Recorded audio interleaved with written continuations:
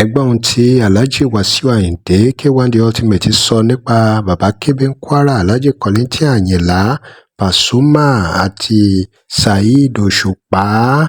Ẹ wo nǹkan balẹ̀ nínú fọ́nrán yìí o lórí ọ̀rọ̀ àwọn olórin Fuji mẹ́tẹ̀ẹ̀ta yìí.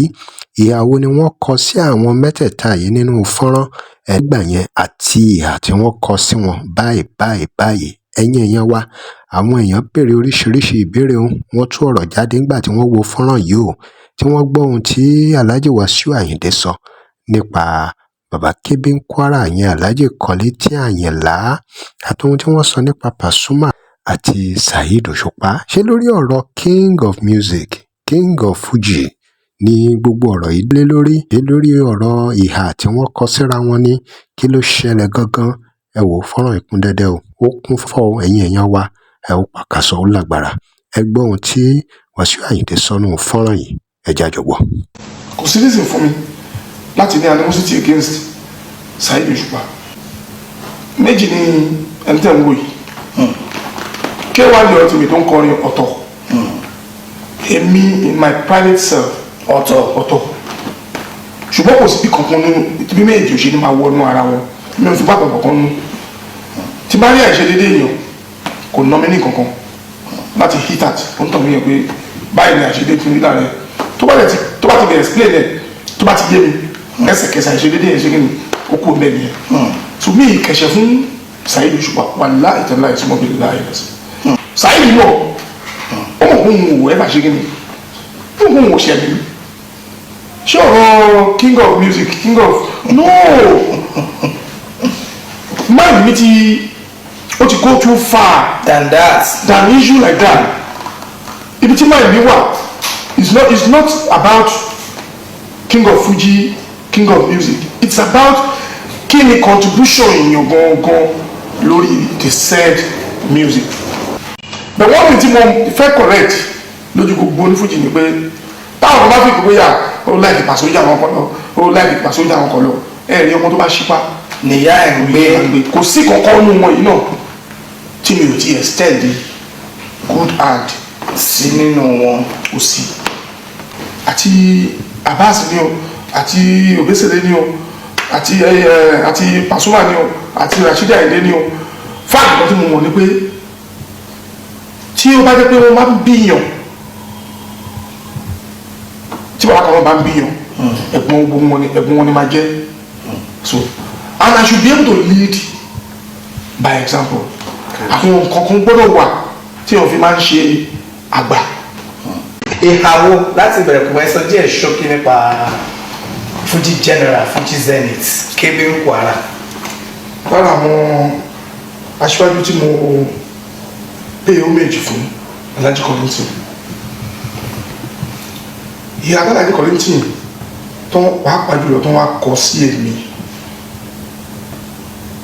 ó fún mi ní confidence láti rí pé irú àwọn èèyàn bẹ́ẹ̀ ní society àfi tá bá fẹ́ jẹ̀bi Ọlọ́run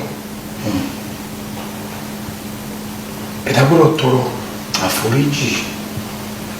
àforíjì àwọn àìṣedédé kó dẹ̀ tó máa dúpẹ́ fọ́lọ́run fọ́lọ́run fi irú àwọn èèyàn bẹ́ẹ̀ ó fi jíǹkì wa ẹ̀rí bí èèyàn bá ṣe gbọ́kàn fún ẹ lánàá tó dùn ẹ́ ó ṣe gbọ́kàn fún ẹ lẹ́ni ó dùn mọ́ ẹnu wáyé tó ní láti máa sọ èyí tó ṣe tó dùn ẹ́ because èyí tó ṣe tó dùn mọ́ ẹnu yẹn ó ti override yẹn sí. Gbàgbé èyí tó ṣe tó dùn yàn. Àyìnlá Rasaki akọ́láwé bàmí lọ́rí mi Rasaki ìbánimọ̀ṣe ìrẹ̀lú ọbàkọ̀lọ̀ ọjà ọmọ ọlọ́tà lóòrò láwọ́ ìbáyọ̀ bàbá. Ẹ já wá gbọ́ díẹ̀ lára nǹkan tí àwọn èèyàn sọ ọ́ nígbà tí wọ́n wo fọ́nrán yìí tán gbọ́ gbogbo nǹkan tí Alhaji Wasiu Ayinde sọ nípa Kébé Kwara, Pasuma àti Saheed Osupa. Ẹ̀yin èèyàn wó lágbára o. Ẹ gbọ́ nǹkan tí Kazeem Ọláyínká sọ bí ó ní this was before he became Mayegun. The moment he became Mayegun, he felt he's above the world. Nǹkan tí Kazeem Ọláyínká sọ nìyẹn. Fisco Lee ó ní though this interview was 2009, but one thing Wasiu Ayinde has that General Kollington Ayinla did not have is diplomacy. Wasiu Ayinde know how to handle issues both young and old Fuji musicians. General Kollington Ayinla lack that. For instance, I never see where K1 say any negative thing about Obesere, despite that Obesere did not agree with him, which is obvious to everyone. Babatunde Agbaoguni, I have always argued and insisted that K1 loves and respects GKA, but some agents of darkness are the ones who always put a wedge between them. Shola and Rashid ní K1 surrender at last, good of you. Rafiu Olúfowóbí ọmọ ti ṣe ìbà fún bàbá rẹ̀, kò sí ogun mọ́, kò sí ọ̀tẹ̀ mọ́ lágboolé Fuji o. Cosman Ọlálékan Achivas ó ní GK is a very good and pure heart someone that will let you quickly know your mistakes, different from someone that will be indirectly tackle you, that will be tackling you indirectly. God bless GK, bless K1 and all Fuji musicians that recognize GK as their music lord. Amen. Èyí náà ni àwọn nǹkan táwọn èèyàn sọ nínú fọ́nrán gbà tí wọ́n gbọ́ gbogbo ohun tí Alhaji Wasiu Ayinde tí wọ́n tú kalẹ̀. Ẹ̀yin èèyàn wa, ṣé gbogbo ọ̀rọ̀ tí Alhaji Wasiu sọ ń gbà yẹn náà ṣé bó sì ṣe rí títí dòní olónìí nìyẹn? Kí lẹ rí sí, kí lè ròyìn, kí lẹ rò pé ó yẹ kó jẹ́ ìgbésẹ̀ tó yẹ kí wọ́n sì gbé ní agboolé Fuji? Ẹ drop comment and remember to like, share and follow us. Thanks for watching. Àlọ́ fún polówó ọjà pé WhatsApp number page yìí.